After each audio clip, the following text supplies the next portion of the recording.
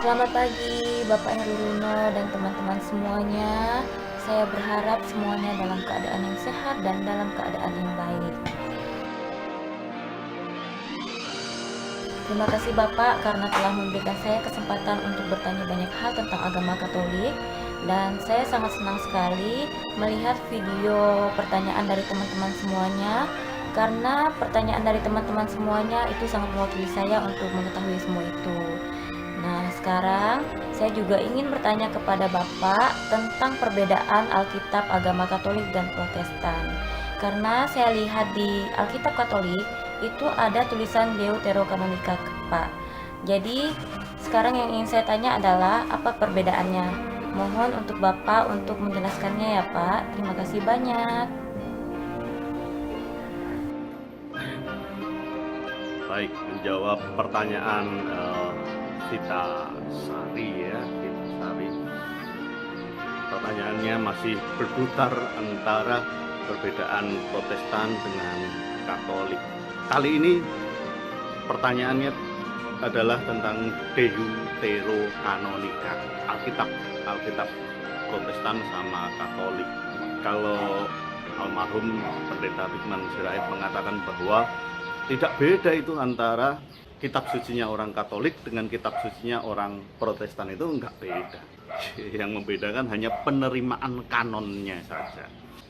Gereja Katolik mencoba meneruskan tradisi rasuli juga, selalu dihubungkan dengan bagaimana para rasul, ya, baik pengajarannya maupun sumber-sumber ajarannya. Sementara gereja Protestan, saya tidak mengatakan bahwa mereka tidak peduli tradisi, tetapi gereja Protestan lebih menekankan pada unsur sola scripturanya, sola scripturanya. Prinsipnya adalah kitab sucinya. Sehingga tradisi meskipun penting tetapi tidak terlalu menjadi rujukan utama. Nah, kenapa gereja Katolik menggunakan Deuterokanonika? Nah, ini unsur tradisi karena para rasul Yesus ketika menuliskan Injilnya tampak bahwa yang menjadi rujukan-rujukan dalam perjanjian lama itu adalah versi Septuaginta yang ada Deuterokanonikanya ini, kitab suci perjanjian lama dengan Deuterokanonika ini. Pada zaman Yesus pun banyak ahli sepakat dan diamini bersama bahwa kitab suci dengan Deuterokanonika inilah yang digunakan. Jadi ini digunakan sejak zaman Yesus, para rasul, kemudian diterima dalam kanon kitab suci gereja di kemudian hari, hampir tanpa perdebatan. Memang menjadi perdebatan kemudian orang-orang Yahudi yang kembali mempertanyakan tentang penerjemahan dengan versi Septuaginta itu. Nanti akan saya jelaskan bagaimana Septuaginta dan apa itu Septuaginta ya. Apa itu Deuterokanonika ya. Jadi kenapa gereja Katolik menggunakan Deuterokanonika? Karena sesuai dengan tradisi yang ada ya, tradisi dan juga apa yang dipegang oleh gereja selama ini dan diakui sebagai kitab suci. Sementara Protestan melepaskan, dalam tanda kutipnya, melepaskan diri dari tradisi itu dan prinsipnya adalah sola scriptura, hanya kitab suci. Saya tidak mengatakan pasti ada yang mengurangi, pasti ada yang menambah. Tidak, ini adalah kaitannya dengan penerimaan ini sesuai enggak dengan kitab suci, ini kanonik enggak gitu ya.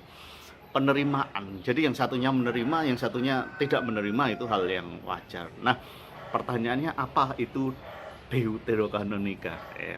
Dalam sejarahnya umat Israel itu sering kalah perang ya, dalam arti tentu Israel itu bangsa yang sebenarnya kecil gitu, berhadapan dengan bangsa-bangsa yang besar, mereka itu rawan untuk kalah perang ya. Tetapi di sisi lain mereka sangat setia dan taat pada iman. Pada kekalahan perang, orang-orang Israel itu dibuang atau ke pembuangan, ke tanah pembuangan ya. Orang-orang Israel dibuang dan mereka ada di perantauan, katakanlah di pembuangan itu. Nah, satu generasi, dua generasi barangkali masih bisa bahasa Ibrani sebagai bahasa kitab suci, bahasa yang digunakan dalam kitab suci Yahudi ya. Satu generasi, dua generasi ya seperti kita lah ya, orang Batak misalnya, satu generasi, dua generasi masih bisa bahasa Batak. Generasi ketiga, keempat, kelima gitu sudah kesulitan bahasa Batak. Nah, kebetulan ada bahasa Indonesia yang jadi bahasa nasional, kemudian bahasa Indonesia inilah yang lebih dikenal. Seperti di HKBP misalnya, gereja Batak itu, gereja Protestan Batak, awalnya mungkin bahasanya bahasa Batak, tapi lama-lama dan sekarang banyak dipraktekkan ibadahnya terpecah dari dua nih, antara bahasa Batak dan bahasa Indonesia. Nah, orang Yahudi juga begitu ya, orang Yahudi juga begitu, kitab sucinya awalnya bahasa Ibrani, tapi lama-lama bahasa Ibrani banyak yang lupa ya, banyak yang nggak tahu. Jadi ada semacam keprihatinan bahwa mereka berdoa tetapi tidak paham bahasanya. Mereka membaca kitab suci tapi tidak paham bahasanya. Mereka sehari-hari menggunakan bahasa Yunani kok ini, sementara bahasa kitab suci adalah bahasa Ibrani. Jadi mereka nggak terlalu paham. Dari keprihatinan itu kemudian juga diminta oleh Alexander Agung ya, diminta oleh Alexander Agung, kemudian udahlah kamu daripada sulit-sulit, mending sekarang kitab sucimu diterjemahkan, yang dari bahasa Ibrani terjemahkan ke dalam bahasa Yunani. Itu versi sejarahnya. Kalau versi tradisionalnya yang semacam legenda itu dikatakan yang meminta untuk menerjemahkan itu adalah Ptolemaeus ya. Ptolemaeus ya. Raja Mesir ya, Raja Mesir Yunani, Mesir yang berbahasa Yunani atau berbudaya Yunani, meminta untuk ditunjukkan kepadanya pengajaran dalam versi bahasa Yunani. Tidak lama setelah itu kemudian versi bahasa Yunani inilah yang diterima secara resmi sebagai kitab suci agama Yahudi. Namun demikian yang asli tentu tetap disimpan. Dalam sejarahnya kitab suci hampir nggak ada yang dibuang, ya, nggak ada pembakaran kitab suci ya. Jadi tetap disimpan dan menjadi rujukan yang utama. Nah, masalahnya adalah ketika menerjemahkan ini, semua catatan-catatan semacam penegasan, pengulangan, deutero itu namanya, deutero itu adalah pengulangan gitu, atau yang kedua catatan-catatan gitu ya. Itu juga diterjemahkan dan diterima juga sebagai kitab suci.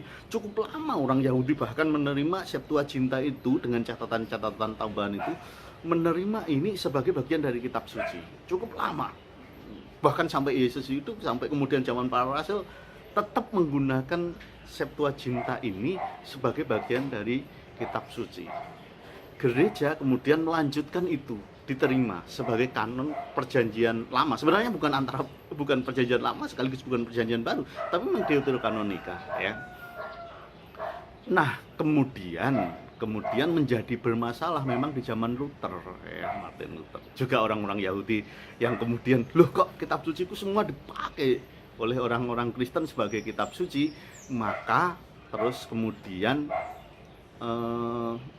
mereka kembali ke kitab suci bahasa Ibrani. Nah, Luther ketika mau menerjemahkan dengan semangatnya kan, mau menerjemahkan kitab suci, kemudian menemukan hal ini, bahwa di dalam versi bahasa Ibrani tidak ada itu Deuterokanonika. Nah, jadi meskipun penting bagi mereka, ini bukan bagian dari kitab suci ya. Tapi ini penting sebagai bacaan rohani. Ini yang menarik adalah bagaimana penerimaan berkaitan dengan Deuterokanonika ini. Seperti kita tahu bahwa Deuterokanonika itu diterima sejak awal oleh gereja, baik gereja barat maupun gereja timur, gereja ortodoks ya. Hanya bedanya adalah di barat gereja itu sepenuhnya kitab suci dan menjadi sumber acuan dogma. Sementara di timur kitab suci tapi bukan bagian dari sumber-sumber dogma, tapi tetap diterima sebagai kitab suci. Nah, Protestan kemudian mengatakan bahwa ini penting ya, maka dikenal sebagai apokrifa sebenarnya, apokrifa. Ini penting, tapi bukan bagian dari kitab suci. Yang lebih ke sini lagi memang Protestan-Protestan yang sayap kiri atau sayap kiri yang karismatik mengatakan bukan kitab suci, itu sudah selesai gitu kan ya. Jadi ini masalah penerimaan tentang catatan-catatan yang isinya bagus karena mengungkapkan bagaimana refleksi iman orang-orang Yahudi, orang-orang Israel menjelang kedatangan Yesus, karena ini semua kaitannya dengan Yesus. Apa sih Deuterokanonika itu gitu kan ya. Seperti tadi saya katakan, Deuterokanonika adalah semacam pengulangan, penegasan, penambahan kanonika kedua dan lain sebagainya. Nah, isinya adalah ya penegasan ulangan, misalnya tentang pengajaran Salomo gitu kan ya. Ada kitab Yudit, ada kitab Tobit, ada sejarahnya misalnya kita lihat dalam tokoh 1 dan 2 Makabe gitu ya. Nah, secara dogmatis yang agak bermasalah gitu ya, agak bermasalah memang, misalnya kayak praktek mendoakan orang yang meninggal. Itu memang ada di dalam Deuterokanonika ini, makanya agak susah diterima oleh teman-teman yang Protestan, tidak terlalu menerima Deuterokanonika ini. Nah, sekarang renungannya.